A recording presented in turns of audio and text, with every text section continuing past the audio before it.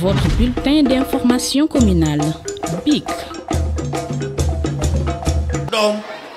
biir vacances yi du nekk ci mbedd mi, biir vacances yi du dem géej, biir vacances yi du exposé wu au danger de la rue. Delloo ko ci école yi bu ko defee mairie recruter ay enseignants ñu ñëw jàngalaat leen pour que ñu améliorer seen niveau. Cours de vacances yu ren yi dañoo am benn cachet particulier ndax dañoo jógee ci la pandémie de la Covid-19 mu perturber daaw bu baax a baax déroulement enseignement yi nekkoon ci biir école yi ñu ni kon devant ces perturbations dinañ améliorer la nga xam ni moom laa def ñu yokkaat lañ doon def moo tax ñu gën koo professionnaliser ren ba cours de vacances yi am na njort superviseurs yi nekk ay directeurs d'école wax nañ ñu ko ni élèves yi nga xam ni 4138 élèves yi nga xam ni bokkoon nañ ci am nañ yaakaar ni bu école ubbee ñoom am nañ avance ci yeneen élèves yi et que Djiddah Thiaroye Kaw 2014 bu nekkoon 15e en termes de résultats scolaires 2014 ñu ni loolu dinañ ko xeex chaque année ñu def cours de vacances ba depuis daaw ñu nekk 2e en termes de résultats scolaires bu déwénee Djiddah Thiaroye Kaw mooy nekk premier bu soobee yàlla dans tout le département de Pikine loolu nag boo gisee mu am daa fekk ni mairie Djiddah Thiaroye Kaw dafa def de l'éducation une priorité de l'action de notre conseil municipal dañ ko def priorité moo tax chaque année mairie Djiddah Thiaroye Kaw jënd entre 11000 ak 12000 blouses bépp élève boo xam ni yaa ngi ci école primaire publique yi ñu tànn fukki daara may leen ay blouses gratuitement yoo xam ni mairie bi moo leen koy fournir ba gis ñu à partir de cette année gouvernement bi jël na boobu initiative def ko au plan national Macky Sall ni moo koy defal élèves yi ñu ni alhamdulilah kon tey Macky Sall gis na njariñ li nga xam ni mairie Djiddah Thiaroye Kaw bi nga ko daa def ba tey gouvernement fekk suñu ci ñi da koy defal élèves Sénégal yi def priorité suñu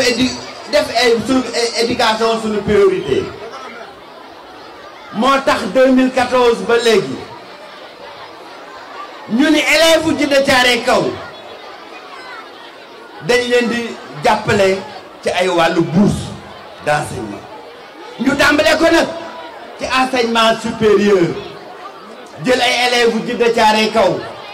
may leen ay bourse de formation yoo xam ni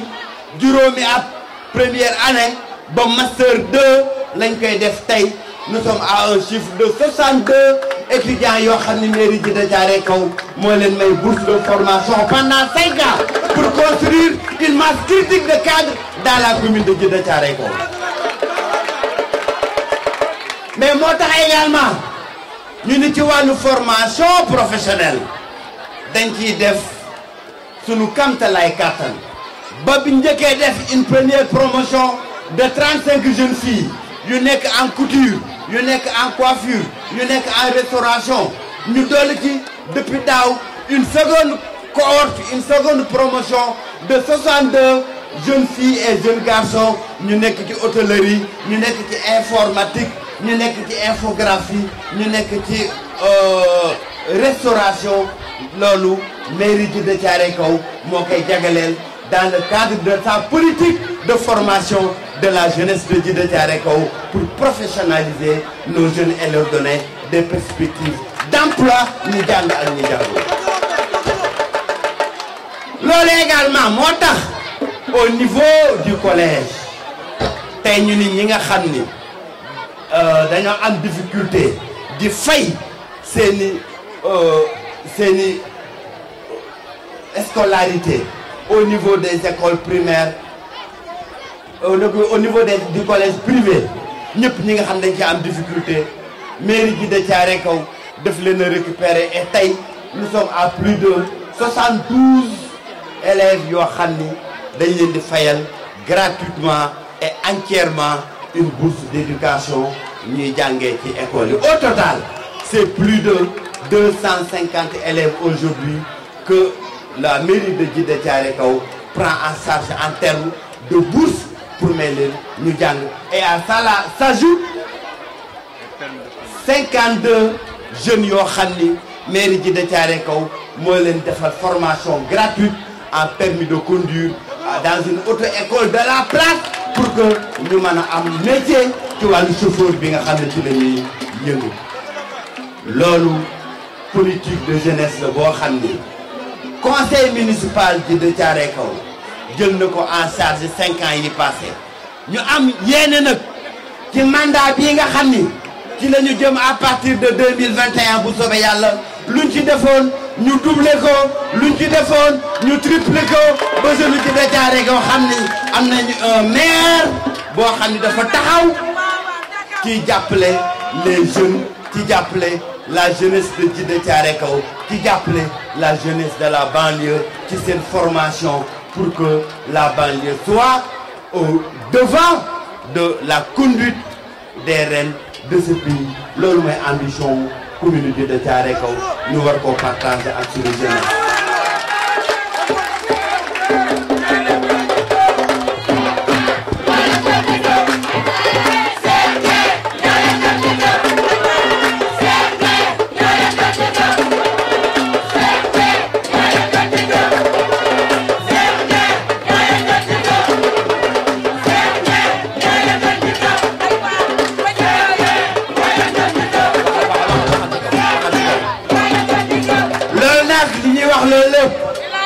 ci wàllu qualité enseignement la ci wàllu qualité éducation la ci wàllu qualité formation la wante dañ cee yamul lañ ci dolli mooy ñu jublu ci wàllu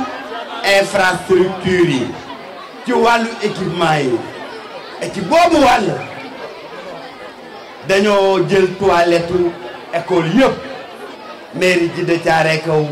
yii mu def ko ci poosam yii mu rénové ko yii boo demee Salif Ndongo ñu daaneel totalement toilette yi daaneel mur bi defaraat lépp wane ni la sécurité de nos enfants et le bien-être de nos enfants dans les établissements est aussi une priorité pour la municipalité. rax ci dolli ñu dem école Cheikh Tidiane Anne daaneel ñetti classe yu màgget ya fa defoon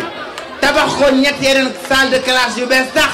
te mandat prochain dañ ko yëkkati premier étage mandat prochain yëkkati war ko deuxième étage bu soobee yàlla. ñu tàmbali woon tamit benn collège ak sunu partenariat bëggoon ko defee fële ci Amdalaay Bagdad am politique bu ci rax ci wàllu ay responsable APR ñu ni bu ñu bàyyee maire bi mu tabax collège bi su boobaa maire bi kenn dootu fi mën a jëlee ñu ne leen yéen nekku leen ñu taxawal askan wi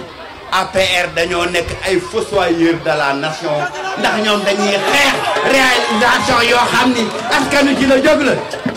waaye la ca nekkoon réglé nañ ko ndax ku xam Cheikh Dieng xam ne am na courage am na xam-xam xeex ak gouvernement xeex ak Macky Sall ba nu bëgg a def Djiddah Thiaroye Kao mu def ko.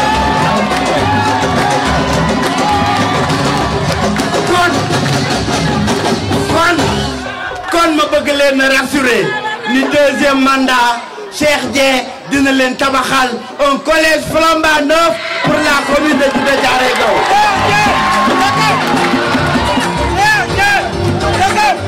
loolu réglé nañ ko ak partenariat ndax fañ jaaroon marché bu bees lañ ko jaaraat marché bu bees dañoo ñëwoon Aliou Sall di rakku Macky Sall nu ngu ko suñuy loxo ñu dem ak moom tribunal ak moom ba cour suprême door ko mu wadd ñu nungu suñu marché loolu Cheikh Dieng moo ko fi def jàkkaarloo ak président Macky Sall te loolu tàmbaliwaat nañ ko ndax président Macky Sall ba muy def découpage ci Kër Massar da cee profito coqatiwaat marché bu bees yóbbuwaat ko wax naa Nimzatt waaye ñu ni ko président Macky Sall sàcc ndënd yomb na waaye foo koy tëggee moo jafe Djiddah Thiaroye Kaw kenn du fi tëgg ndëgg muy sàcce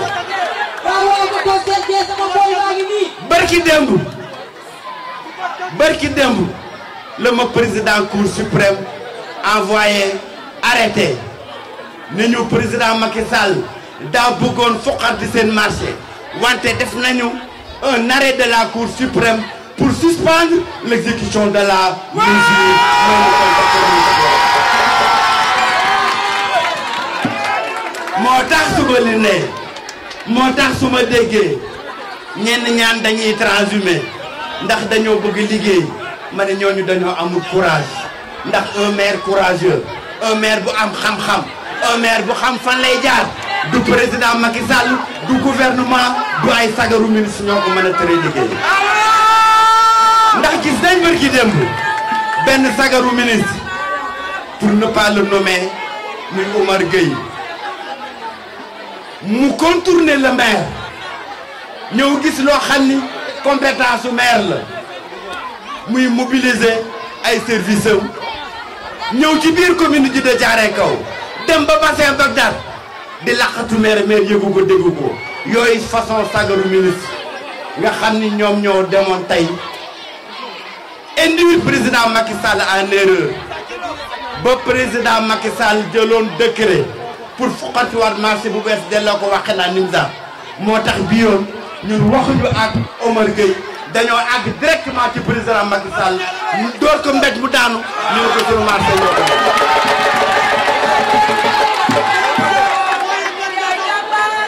dégg naa nag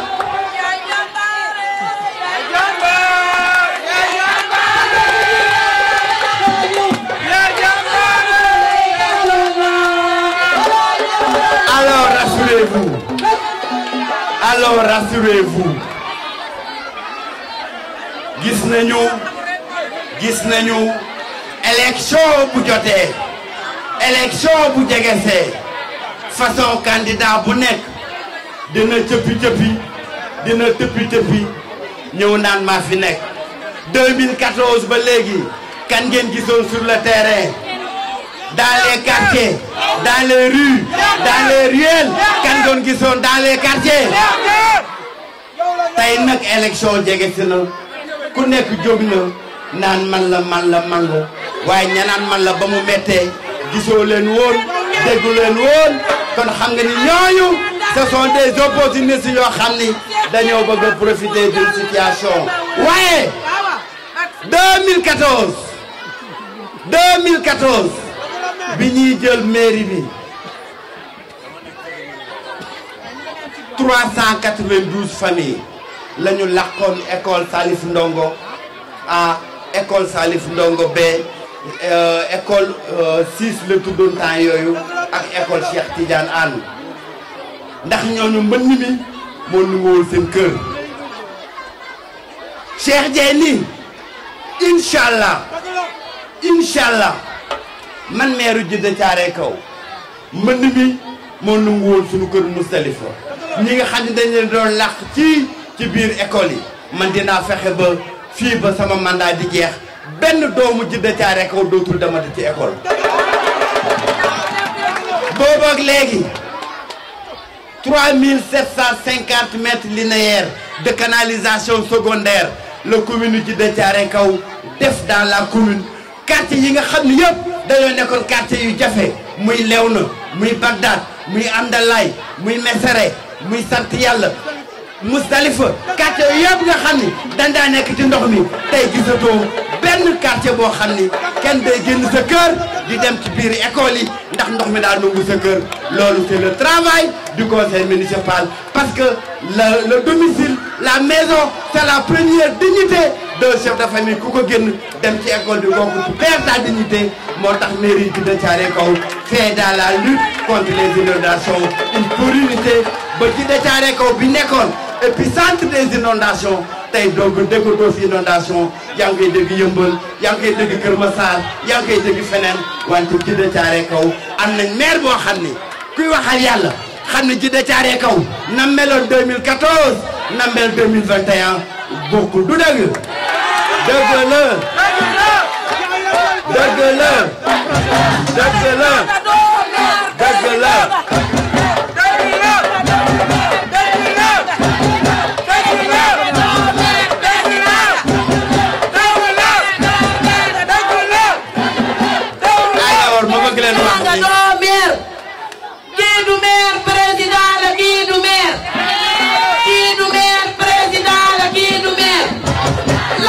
lu tax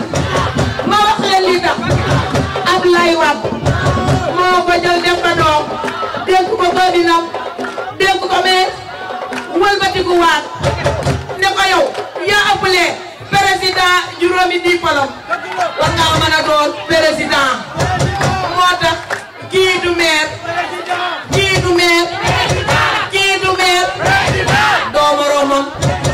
doo bokk ak moomu jëfin yow nii ñii la xam ñooy ñëw ci yow ku la xamul moo dul ñëw ci yow ki la xam yokku rek dootoo wàññi ko dara bien macha allah tuba fakala law la ca danoo kontaan yow ku la xamul moo la dul jigéen docteur Cheikh Dieng ñu ngi lay ñaanal jàmm yàlla na ko yàlla yokk te may la deuxième mandat ci kàttanu yàlla bu sedd buy nga def président. Amin, merci beaucoup soxna Ndeye Gueye Kassé, conseil municipal, membre de la commission sociale de la mairie de Djiddah Thiaroye Kaw. ma daaneel rek que ni élèves yi daa commencé guddi wante nañ ko doon defee at mu nekk chaque élève parmi les 4138 yi nga xam ni bokkoon nañ ci cours de vacances yi bu subaa ku nekk na nga delluwaat ci classe ba nga nekkoon ci taabal ba nga nekkoon commission bi dina la fa fekk jox la fourniture scolaire bu méngoo ak sa classe bu ko defee sa waajur xam ni mairie bi moo ko jàppale ci fourniture scolaire yi gis ngeen kees yëpp ngeen di gis ay fourniture scolaire la yoo xam ni yéen élèves yi yéen a ko moom ndax man les enfants les élèves de Djiddah Thiaroye Kaw ñooy sama xarit yéen laa bëgg man fii laa leen def ci sama bopp. balaa maa daaneel ci wolof ma bëgg remercier bu baax a baax comité d'organisation des cours de vacances mon jeune frère El Hadj Daw jiite ko tàccu leen El Hadj Daw lépp boo ko gisee El Hadj Ndaw conseil municipal du président de la commission des finances de la mairie moom moo ko organisé moo nekkoon la relation entre l'IEF les directeurs d'école et la mairie mais remercier également tous les responsables politiques Matar Dieng wax na ko léegi ñoom dañoo xëy bis bu nekk taxaw ci site de formation yi di encadrer élèves yi di assurer la sécurité des élèves dans les écoles et dans les classes pendant toute la durée des cours de vacances ñooñu ñëpp maa ngi leen di féliciter di leen remercier bu baax a baax mais également di remercier El Hadj Sow ak Baye Fall yi ma àndaloon démb ak comité d'organisation bi ma àndaloon ak union des jeunes travail ci libération bi ñu àndaloon ñu def l'organisation parfaite de cette cérémonie maa ngi leen di remercier bu baax a baax mais bëgg a baral une mention spéciale à mon frère Assane Diouf de Lansar, victime d'injustice de la part du président Macky Sall mais tey moom mu taxaw à côté de son frère dans la commune de Djiddah Thiaroye Kaw ndax moom doomu Lansar la ndax moom gaynde la moom bañkat la te ku xam doomu Pikine xam ni doomu Pikine bañkat la du nangu président Macky Sall di ko noot moo tax mu toog di xeexal askan wi moo tax mu toog di waxal askan wi Assane maa ngi lay nuyu maa ngi lay jaare bu baax a baax di la remercier ci taxawaay bi nga xam ni am nga ko à côté de ton frère Cheikh Dieng